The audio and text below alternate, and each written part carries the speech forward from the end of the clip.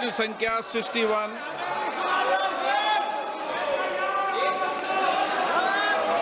कोडा Vishweshwar Reddy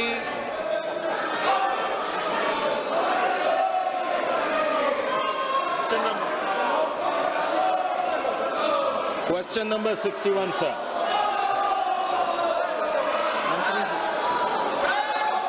Sir, a statement is laid on the table of the House, sir. Sir, through you, sir, I'd like to ask the Minister whether the entire country is covered by the CNG network and what is the government doing to promote CNG in the country, sir? My first supplementary.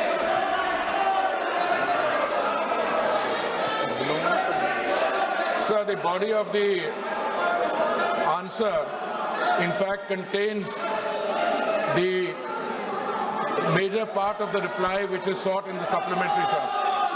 Sir, the government is committed to both PNG, CNG and all forms of energy transition, sir. After the latest round of bidding, almost the entire country, if I'm not mistaken, sir, about 96% of the land area is covered by the bids, sir. In fact, the total coverage, sir, in terms of PNG connections in 2014, sir, was 25 lakhs. Today, those connections have increased from 25 lakhs to 1.5 crores. Insofar as CGD stations are concerned, sir, these have also increased in number. Insofar as the geographical areas are concerned, sir, almost the entire country is now covered by this clean energy.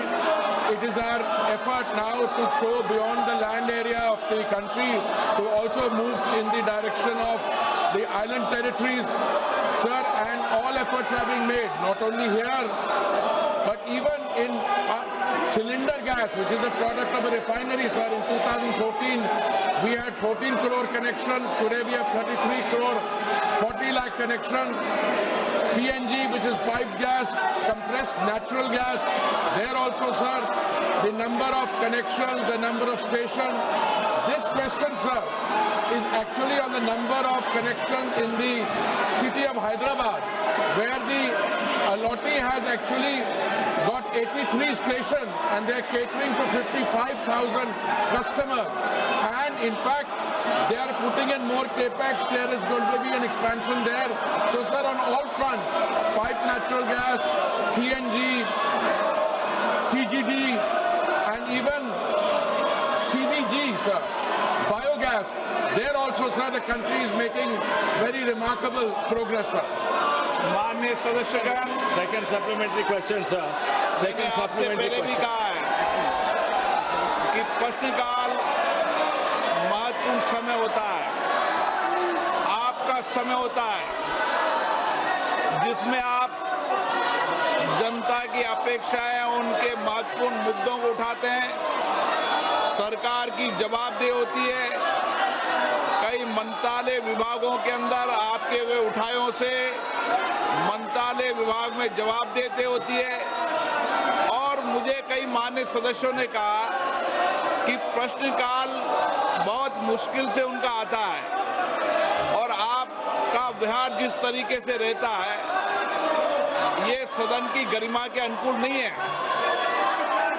माननीय सदस्यगणों, आप इतनी पुरानी राजनीतिक दल के संसद सदस्य हो, मान्य हो, जिनका बहुत बड़ा योगदान इस सदन के अंदर मर्यादा और गरिमा के रहा है। लेकिन आप जिस राजनीतिक दल के सदस्य हो, वो राजनीतिक दल के लोग देखेंगे आप किस तरीके से सदन में व्यवहार करते हैं, तख्तियां लेकर आते हैं, नारेबाजी करते हैं, मेजे ठोकते हैं।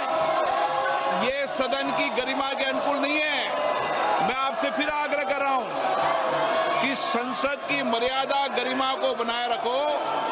दुनिया का सबसे बड़ा लोकतंत्र है और लोकतंत्र के अंदर हमारी पारदर्शिता, जवाबदेही दुनिया जानती है।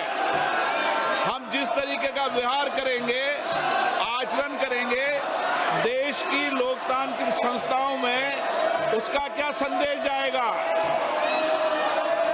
माननीय वेणुगोपाल जी, आप इनको ये सिखाते हो क्या? नारेबाजी करना, तख्तियां लेकर आना, मेज थपथपाना, ये आपकी पार्टी के संस्कार नहीं रहे। लेकिन जो नई पीढ़ी जिस तरीके के संस्कार कर रही है, वो सारा देश देख रहा है किस तरीके से जनता के करोड़ों रुपए खर्च संसद में होते हैं। मैं पुनः आपसे आग्रह करता हूं, आप सब मानिए, लाखों लोगों ने आपको चुनकर भेजा है, लोगों की अपेक्षाएं आकांक्षाओं को उठाने के लिए, तख्तियां लेकर मेजें खोदने के लिए नहीं भेजा है। मैंने पुनः आपसे आग्रह किया है, आप अपने अपने आसन पर जाएं, प्रश्नकाल के बाद नियमों के तहत आपको हर मुद्दे विषय पर बोलने दिया जाएगा। मैं फिर कह रहा हूं, तख्तियां लेकर आने पर सदन नहीं चलेगा। आप या तो सीट पर जाएं, नहीं तो सदन की कार्रवाई आज 2 बजे तक के लिए स्थगित की जाती है।